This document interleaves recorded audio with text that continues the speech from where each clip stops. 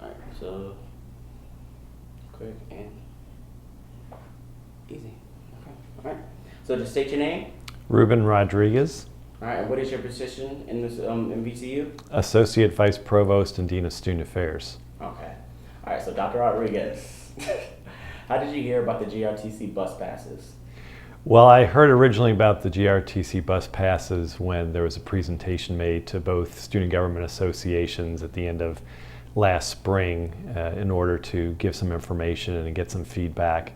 And then it came about later in the summer once Parking and Transportation, which is the office responsible for the bus passes, sent out reminders via their Facebook page about the change in the cost for bus passes.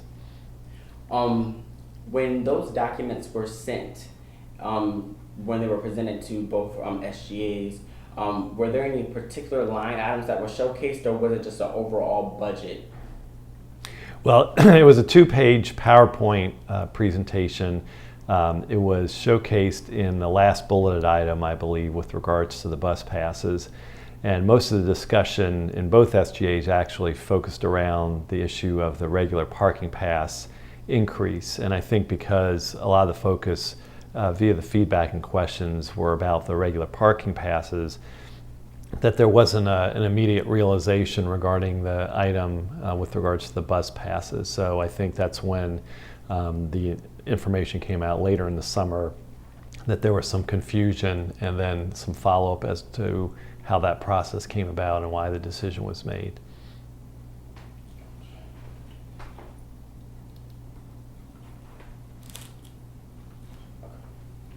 All right. And when these items were presented, and when the SGAs were notified, and most students were notified of this, was the response a positive or a negative?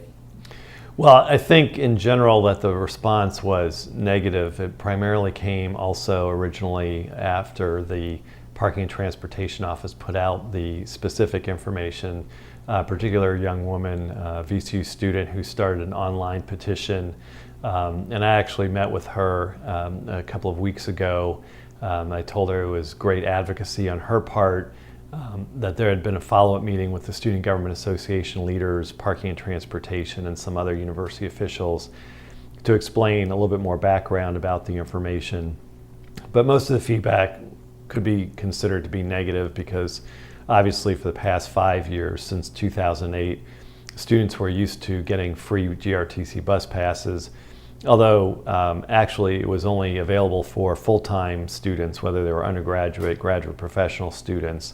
So part-time students didn't have that availability, but there were a number of students who obviously had been here over the past 5 years who were used to it being free. And so when there was subsidized cost associated with the passes this year, it was mostly negative feedback.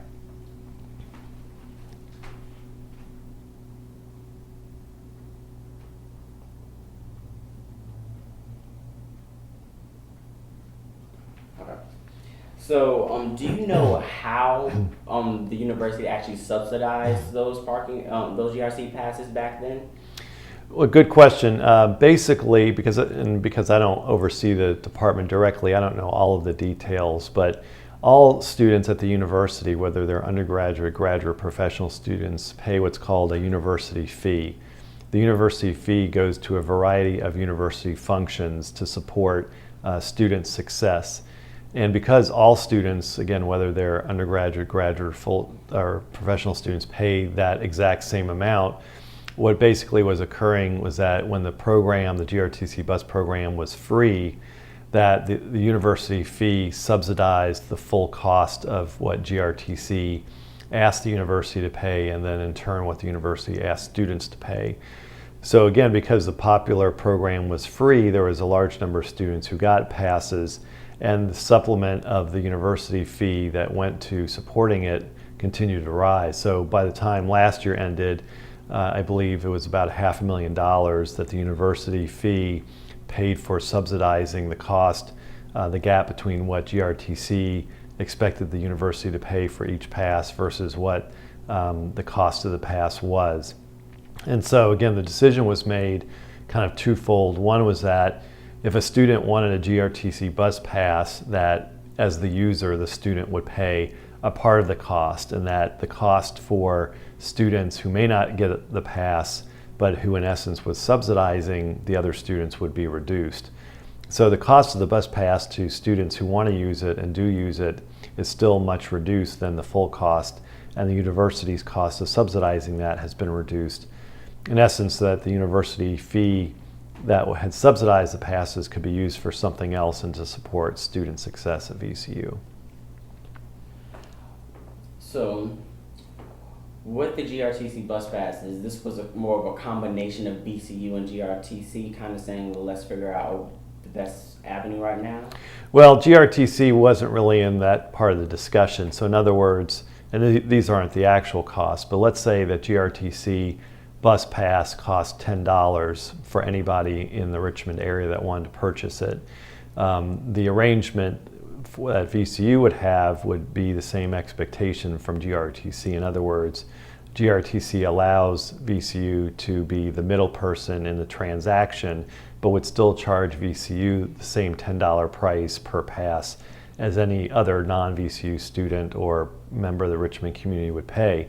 In turn, VCU would then have the student pay, let's say, $2 of the $10, and VCU would supplement the other $8.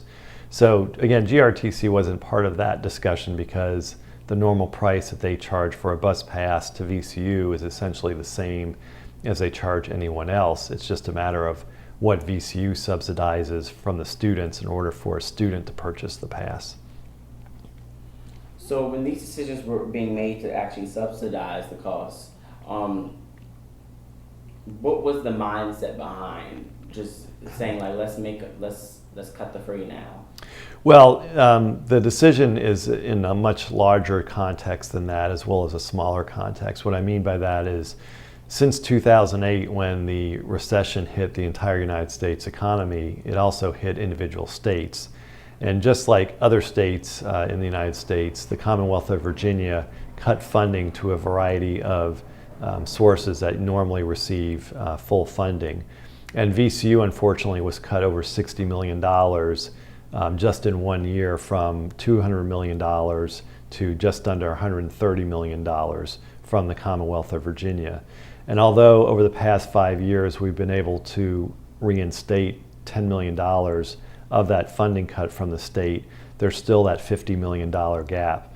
So the university over the past 5 years had looked at ways to become more effective and efficient, not only to save money in order to make up that gap, but also to reallocate resources to core resources such as financial aid for students and supporting the core academic mission of the institution. So actually, since 2008 up until last year, the bus passes had still remained free to students. And actually, since I've been here, this is my 10th year at VCU, prior to 2008, probably because of the same overall financial picture, the bus passes were not free either. So there's been a cycle to whether the bus passes have been free or not. But now that the university is under an extreme financial crunch, it was only this year that the decision was made to not fully charge students for the bus passes, but to expect them to pay a little bit, so that that little bit that the university would normally cover in the past to make the passes free would go towards other university resources. In particular, what university resources did that go to? Well, again, because I don't oversee that particular area, it's important to note that parking and transportation is what's called an auxiliary. So in other words, they make and spend and can keep their own funding sources. But they're the folks who are in charge of the parking decks, which have debt service on them, as well as other expenses, like the folks who run and maintain the parking decks and make sure those areas are secure. If they're able to use the savings from the charging of the bus passes, then they can either reallocate that in their own operation, or, like many auxiliaries do, they help support other areas of the institution. In other words, that money can be transferred and used for other resources. And certainly one of the high resource areas that we have at the institution is trying to hire new faculty so that we can offer not only new course sections, but also more course sections so that class size can be reduced. So although it's just a small part of the university budget, which is over $2 billion, every little bit helps so that those funds can be used either in an immediate fashion or it can be counted on an annual fashion as part of the overall budget at the university. At this point, where does the GRCC bus passes stand as far as Lauren's petition goes and that whole initiative? Well, in speaking with her and then subsequently in talking to various folks, including the SGA, again, obviously the funding for this year, the annual budget of the institution, has already been approved, and we're on a cycle that goes from July 1st to June 30th. So parking and transportation, as well as the upper administration who oversee that area, are well aware of the student feedback. It's highly doubtful that anything would change for this year, but it is still on the radar of the student government associations as well as the student who began the petition. And things change. As I mentioned, previously to 2008, the bus passes had been a cost to students. Then it was free for 5 years. Now there's a cost. And so it's not sure what the future holds. It's still, though, a matter of fact that the university is still in a budget crunch, and therefore it's hard to make sure that resources are allocated in a way that's necessary when there's other needs across the university as well. What needs to be done in order for a change to happen next year? Well, I think there are possible options. Again, it's not a guarantee. I think one of those options would be, and I think we've started now, is, as I mentioned, the decision last year was part of the larger budget discussion. And although the budget runs from July 1st to June 30th, essentially budget discussions for the following year begin shortly after the new budget goes into effect. So there is a university budget advisory committee. There is the parking and transportation office. So I think it's important that the discussions continue because the budget for next fiscal year is already under discussion.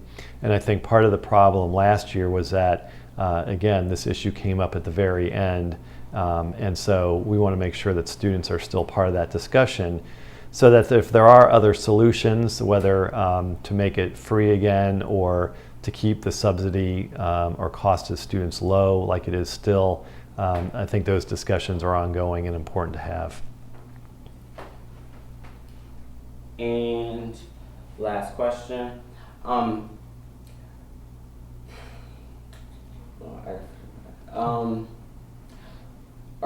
Can students be included on those budget discussions and any of that processing in depth? Well, there is a process in that different departments go to this budget committee and make presentations. Dr. David Hansen, who is the Senior Vice President and Chief Operating Officer of the university, and his staff have been and are more than willing to come either meet with students or the student government associations because they're the ones that can carry that message directly back to that group, as well as hear directly from students. So those opportunities are available, and we help set them up whenever students are ready to have those discussions, and the administrative folks are available to sit down and spend some time to have those discussions with them. Thank you so much, Dr. Rodriguez. All right. Thank you very much, Brian. Very good questions as usual. Do you need to get any B-roll?